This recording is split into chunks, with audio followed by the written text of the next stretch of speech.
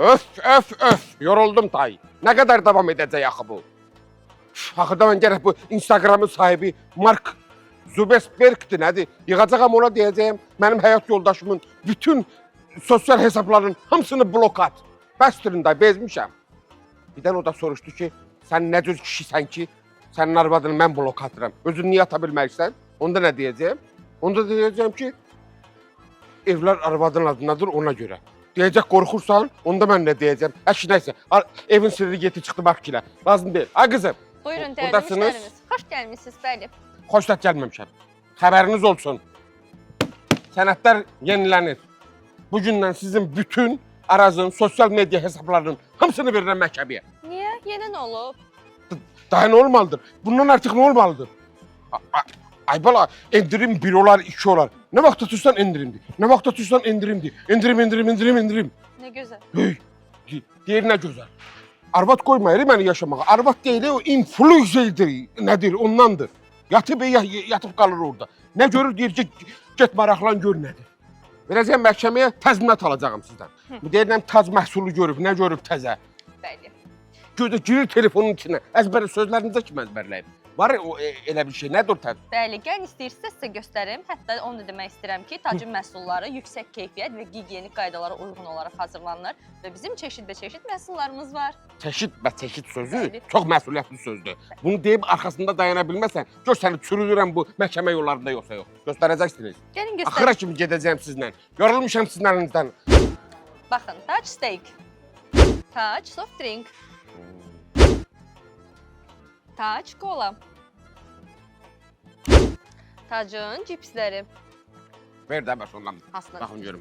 tacın müxtəlif növdə olan turşuları və konserv məhsulları, Nə gözəl. Əla. Yenə var. tacın düşbərəsi və gürzəsi. Əladır, çox qəşəng. Bəyəndim, qiymətləri də münasibdir.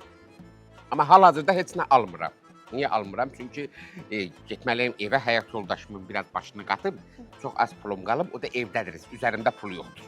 Sonra Allah kərim bir də alarıq. Necə yəni almayacaqsınız? Siz kolanı içdiniz, cips hanı? Bunları mən açmışam. Bəli, Kim açdı verdi bunları mənim əlimə? özünüz. Mən o qədər şirin danışırsınız, başım qarışıb, hamısını yemişəm. Siz heç bundan içmədiniz? Hamısını mən içdim. Yaxşı, qoy görək. Olarmı mən bunu bilirəm də, variantlar var. Mən gedim orada, bunun yerini orada düzəldəcəm, heç nə bilinməyəcək. Siz də çox maraqlı insansınız, elə bir an axtarırsınız ki, mənim pulum yoxdur indi, mən hardan almalıyım, yaşlı insanam. Hardan alım mən? Qoy fikirləşim görüm mən nə edirəm mən. Axır vaxtlarda kövrək olmuşam mən, bir şey olmamış mənim baş yeməm, Pullarınız, gözlərim dolmağa.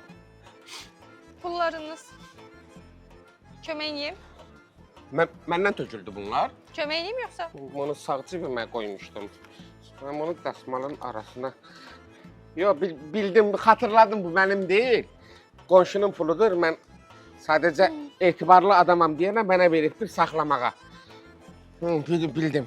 Sadəcə qızım, day sən də uşaq deyilsiniz ki, böyük qızsan. Alanda, yeyəndə yaxşı olur, ödəməyə gələndə adamın biraz canından çıxmayır da. Yaxşı, gedib ödəyəcəyim.